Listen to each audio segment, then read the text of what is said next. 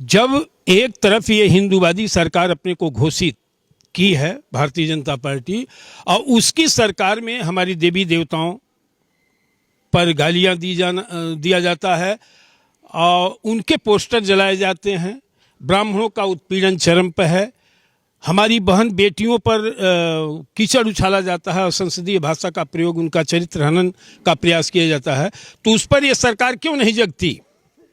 अगर इनके पर आरोप है कि डॉक्टर भीमराव अंबेडकर की प्रतिमा को, पोस्टर को जलाया, तो इन लोगों ने, ये दलित सेना या दलित वर्ग के जो संगठन है, भीम आर्मी है या जो भी हैं, ये नंगा नृत्य पूरे देश में कर रहे हैं, तो इन पर अंकुश क्यों नहीं? एक देश एक संविधान, तो एक न्याय की भी व्यवस्था होनी चाहिए। तो एक देश में दो तरह का कानून, दो तरह का न्याय प्रणाली, इस चीज को लेकर के पूरे भारत में आक्रोश व्याप्त है और सरकारों को चाहिए कि न्यायिक व्यवस्था ठीक रखें, नहीं तो अराजकता का माहौल पैदा होगा जो देश हित में, राष्ट्र हित में, समाज हित में बिल्कुल नहीं होगा। सरकारों को सावधान होकर कार्य करना चाहिए। ट्विटर पे भी बीजेपी एंटी हिंदू चलने लगा है कि जो लोग सनातन धर्म को मानते हैं उनके खिलाफ भारतीय जनता पार्टी जा रही है, और ये बीते कुछ सालों से हो रहा है। ऐसा क्यों? ऐसा आपको लगता है कि ब्राह्मण विरोधी और सनातन विरोधी हो गई है भारतीय जनता पार्टी? निश्चित रूप से भारतीय जनता पार्टी के सरकार में जो कार्यवाही हिंदुओं के साथ हो रही है, हिंदू ही प्रताड़ित हो रहा है। चिल्लाया जाता है कि मुस्लिम मुस्लिम मुस्लिम, मुस्लिम पूर्ण रूप से सुरक्षित है और खुशहाल है। प्रताड़ित सिर्फ है ब्राह्मण है, हिंदू है, जो भी है वो अपनी सरकार में बड़ी बुरी तरह से प्रताड़ित किया जा रहा है। भारी असंतोष, चाहे उत्तर प्रदेश हो, बिहार हो, मध्य प्रदेश हो, दिल्ली हो, उत्तराखंड हो, चारों तरफ तो है, हाथ तो वह मचा हुआ है। तो क्या ब्राह्मण महासभा रा के राष्ट्रीय अध्यक्ष राजेंद्र नाथ त्रिपाठी अपने पूरे संगठन के साथ अनिल मिश्रा के साथ खड़े हैं?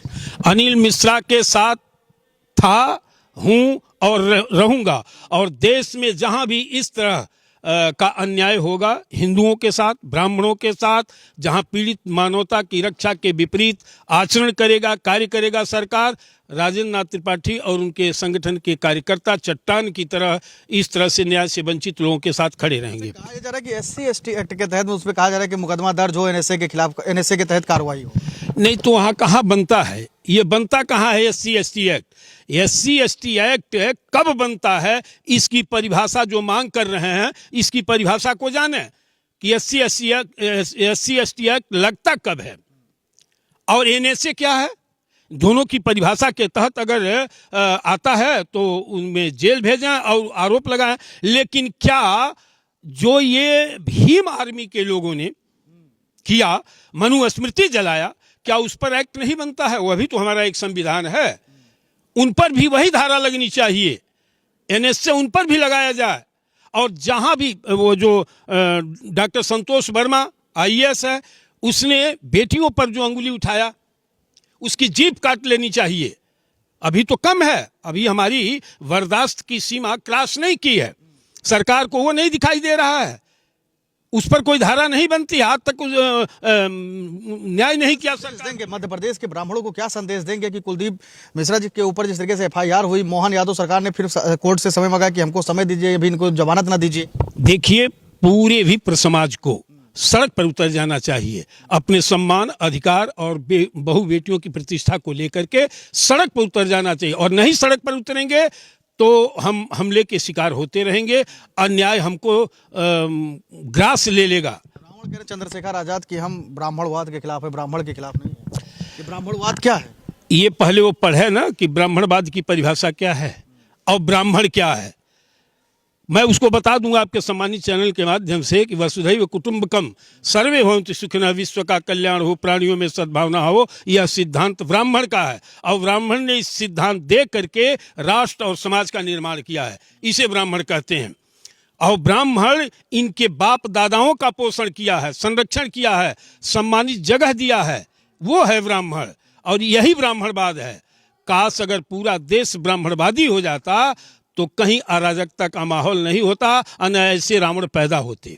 क्या लगता है कि उत्तर प्रदेश में ब्राह्मण विधायक बैठक करते हैं, उसको लेकर बवाल होता है, फिर मध्य प्रदेश में अनिल मिश्रा को टारगेट किया जाता है कि इन्होंने संविधान का विरोध किया, उसके बाद पोस्टर जलाए? ये भारतीय जनता पार्टी की तुष्टीकरण राजनीति है, दलित वोट बैंक को लेने के लिए, कि केवल वोट बैंक मिला, उनको सत्ता से मतलब है। ये लुभावने नारे जो है कि एक रहोगे सेफ रहोगे, हिंदुत्व की बात करो, मुस्लिम तुमको खा जाएंगे, कब खाए थे, कब खाए हैं? क्या यही लोग बचाए हैं क्या? कहीं कोई खतरा नहीं है। अगर सर्वाधिक खतरा आज हिंदू समाज पर है और ब्राह्मण पर है या अन्य सवर्ण साथियों पर है, दलित को छोड़ करके सारी जातियां इनसे असुरक्षित हैं। इसलिए मुसलमान से ज्यादा खतरनाक ये दलित और दलित के नेता हैं।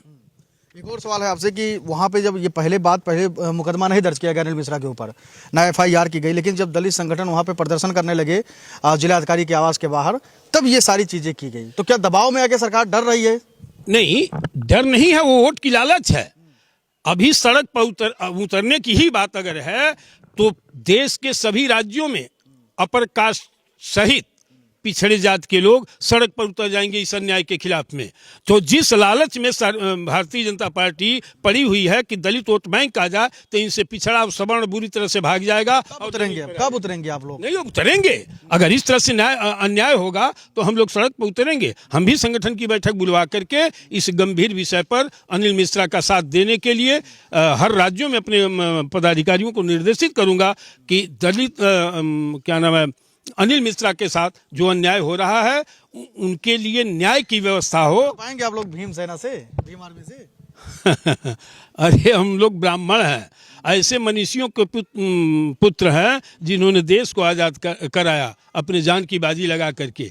ये लोग तो पड़ाका देख करके पेशाब उतर जाता था इन लोगों को। ये बताएं अपना इतिहास कि कितना योगदान इन्होंने किया है, कितनी कुर्बानी दिया है। मुझे गर्व है ब्राह्मण होने पर कि मंगल पांडे हमारे आदर्श हैं, चंद्रशेखर आजाद, राम प्रसाद बिस्मिल हमारे आदर्श हैं, मदन मोहन मालवीय हमारे आदर्श हैं, अटल बिहारी वाजपेयी हमारे आदर्श हैं। हम उन मनीषियों के पुत्र हैं और संतानें हैं और उनका रक्त शरीर में प्रवाहित हो रहा है। सब तो कह रहे हैं कि सब सिर्फ दबाने का काम किया हम लोगों को।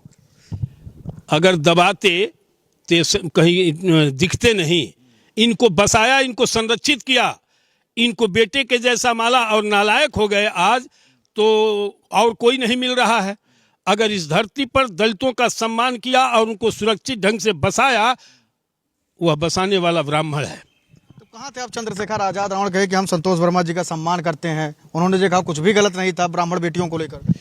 नहीं, ठीक है, तो वही शब्द का प्रयोग अगर इनके पर हो जाए, कोई सवर्ण करे और उसे बर्दाश्त कर ले, तो मैं इनको वीर पुत्र मानूंगा। अगर इनकी बहन बेटियों पर कोई सवर्ण उसी भाषा का इस्तेमाल करे जो संतोष वर्मा ने किया और उसे ये बर्दाश्त कर लें साधु बन करके, तो मैं इनकी पूजा करूंगा। क्या चेतावनी दे रहे हैं, क्या ऐलान कर रहे हैं आज पंडित राजेंद्र नाथ त्रिपाठी? आपके चैनल के माध्यम से मैं देश के सवर्ण समाज से एक निवेदन करूंगा कि अगर अनिल मिश्रा के साथ अन्याय हुआ और हम सब बर्दाश्त कर गए, इसका प्रतिकार अगर नहीं किए, तो फिर आने वाला समय और कष्टदायी होगा। इसलिए सभी लोग अनिल मिश्रा को न्याय दिलाने के लिए सड़क पर उतरें।